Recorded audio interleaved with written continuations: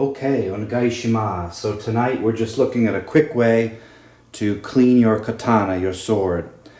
It really depends on the quality of sword that you have.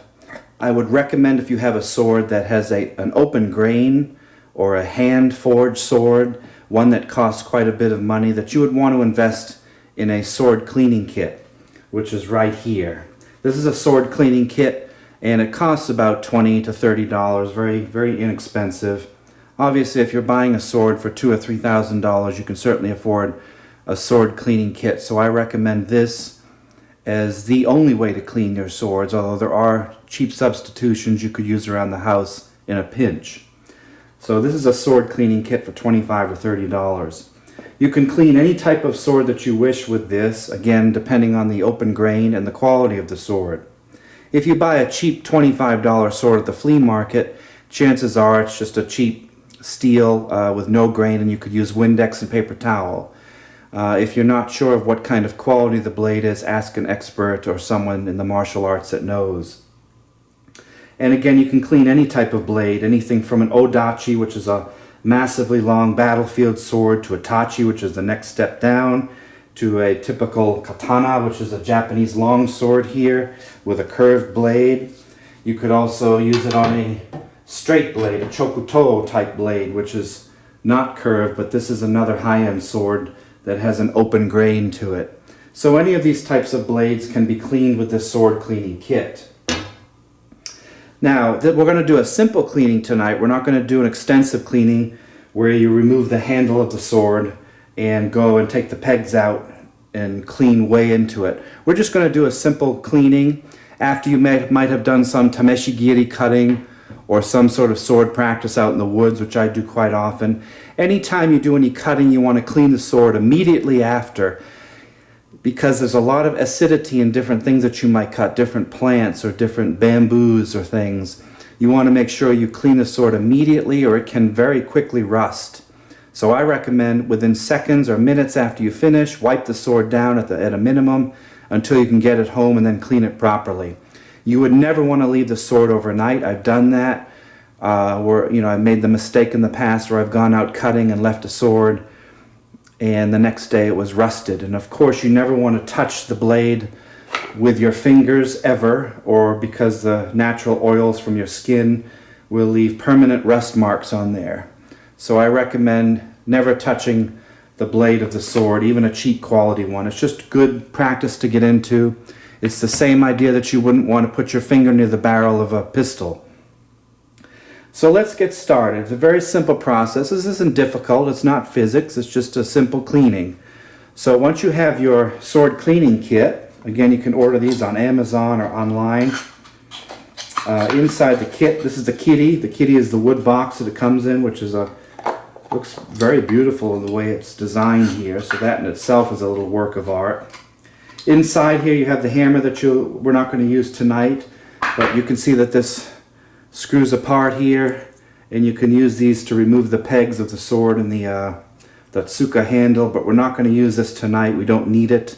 That's for a much more in-depth cleaning, so we're not going to need that. You have a little bottle of choji oil here. This is the choji oil specifically made for sword cleaning.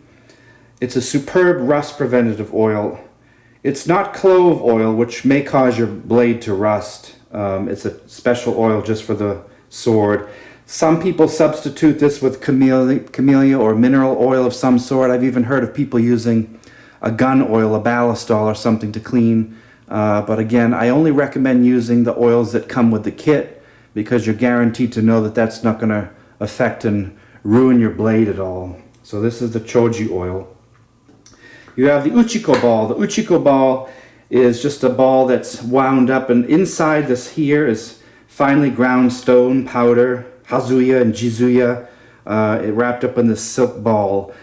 It's basically a very clean and fine ground metal pieces in here that will sharpen and polish the sword, and I'll show you how this is applied in a few minutes. You basically bang it on the blade of the sword and it cleans it for you and polishes it. So this is a neat little device here. It's obviously handmade. And then you have your nuguigami. Nuguigami is the sword cleaning paper, usually made from rice, and it wipes away the dust and excessive oils from the blade, but I've seen it made of cotton and different things.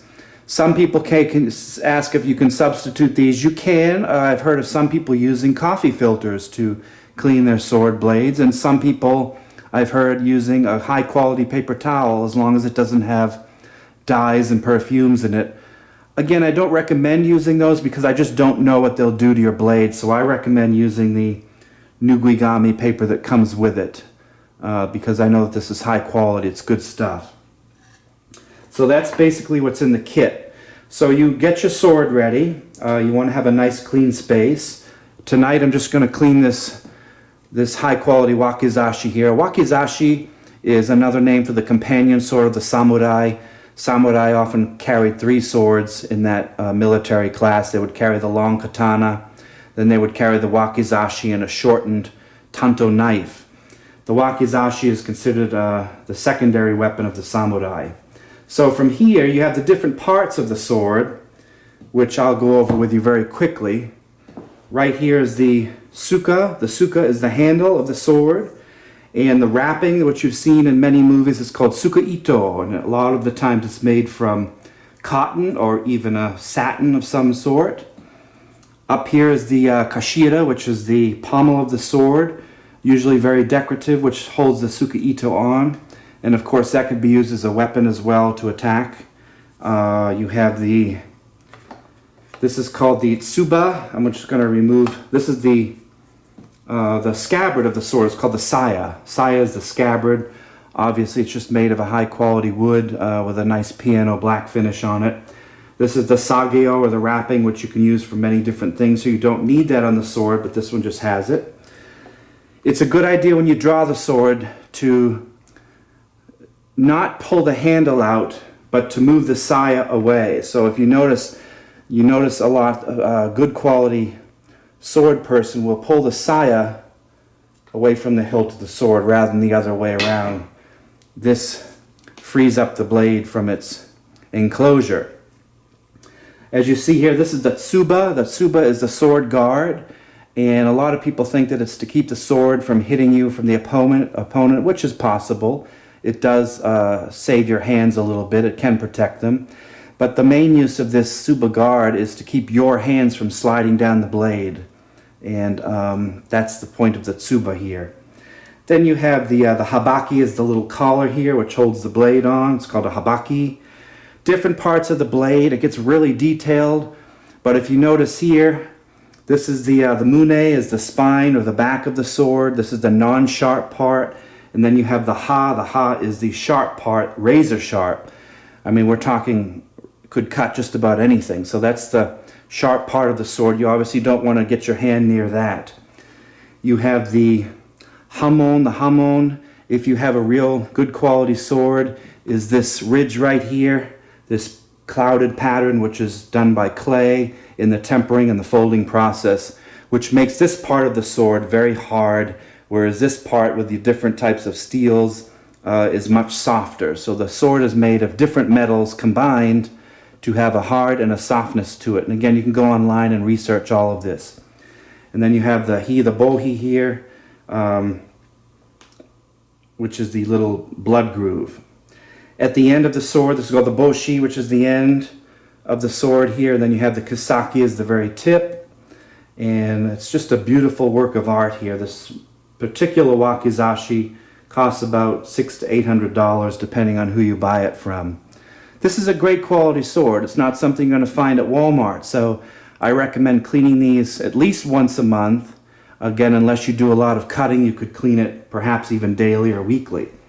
If you don't clean them, they could rust just with humidity, so you want to really watch your swords and keep them in a nice, cool, dry place. You don't want to leave it in your car overnight. So from here, let's get started on the cleaning of this particular sword. I'm just going to take some of this paper here, this nugigami, and the first thing you want to do is keep the edge away from you, just like you were cleaning a gun. You wouldn't have the gun pointed towards you. So I have it away from me. I take a piece of the cloth and I just put it right on the back, on the spine, very gently removing the oil and residue and dirt from the sword, turning it around, getting all that grime off of there. Obviously not cutting yourself. Just do that a couple times to get the dirt and grime off. Now you have a bare naked sword here. There it is. Not rocket science, it's quite simple. You can use these a few times, but I don't recommend keep wiping the dirt back on, so keep buying fresh ones of these. Now we'll get out the Uchiko ball here, and this is kind of the most fun. I just take the Uchiko ball and I very lightly wrap the sword, and you can see, I don't know if the video can pick this up, the powder coming off. Little grains of steel and metal coming off there. Just tap the sides of the sword to get this nice and covered with the powder, and you can tap the spine. I don't recommend tapping the sharp part because it could cut the ball open. So once that's done, you've seen this in movies before. There's plenty in here. You're never going to run out of this. You can hit it a few times. Get a nice clean piece of nugigami paper and wipe it. I'm wiping very carefully away from the handle. And again, you pinching the back of the sword. You don't want to touch the edge because it'll cut your fingers clean open. I've been doing this 30 years. I haven't done it yet, so you have to be very careful. Like with anything in the martial arts, it's all about awareness and reverence. Once that's wiped down, you can see there's a beautiful fine polish on here. Really brings out the quality of the metal all the way down to the tip here. Absolutely beautiful. That's how a clean sword should look, and this is how, if you take care of it, it should be. Once that's done, very gently put the sword down. We're going to take some of this choji oil, open it up, get a nice fresh piece of your rice paper or high quality cotton. Some people apply the oil directly to the blade. I don't recommend that. I recommend just taking this and barely dousing a little bit of oil onto the paper. That's all you need. A little bit goes a long way. Take the katana or wakizashi or yari spear or naginata, whatever you're cleaning, and gently apply a nice coat of the choji oil. This will protect the blade from rusting, dirt, and impurities. Don't have to put it on thick. It goes a long way. There it is. Beautiful. Very beautiful. Work of art. Thing of beauty. Some people call it the soul of the samurai. I can see why. I'm more of a utilitarian. I don't use these blades as heirlooms. I use them to cut and do things with. So my swords are not as taken care of as some others. They're not works of art. I wouldn't hesitate to take this out in the woods right now and use it. That's just my particular philosophy. Others will disagree. So there you go. You have the beautiful oiled wakizashi, and the blade is just absolutely stunning here. Once you're done, you can admire it for a second, show your family or friends or whatever you want to do. Now I'm going to return it to the saya. So from here, the mouth of the saya is called the koiguchi, carp's mouth. You can see the shape of it here.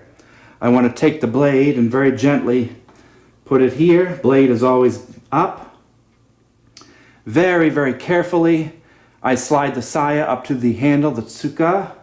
I don't want the sharp part to touch this part or it'll cut open the saya. So very carefully I'm pushing gently back till it clicks in, it's ready to go.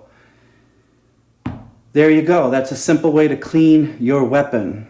I recommend again that you clean these as often as you wish. It should be a meditative process. It should be a way to relax at the end of the day. Obviously keep children and pets away while you're doing this. However, it's much safer than most other weapons. It only has one edge, so don't ever be afraid of it. That's a very, very, very quick and simple way to clean your katana or any type of open-faced metal or forged blade. This is Todd Ryotoshi Norcross signing off. May you always use your blade for goodness and truth and justice, and may you never have to use it to protect yourself or your family. Remember, these are weapons. These are tools of the samurai. They should be revered and not butchered or abused in any way. Be very careful to practice the martial way and always protect life and health at any cost. Avoid violence whenever possible, and always, always head toward happiness. Thank you. Domo arigatou gozaimashita. Have a good evening.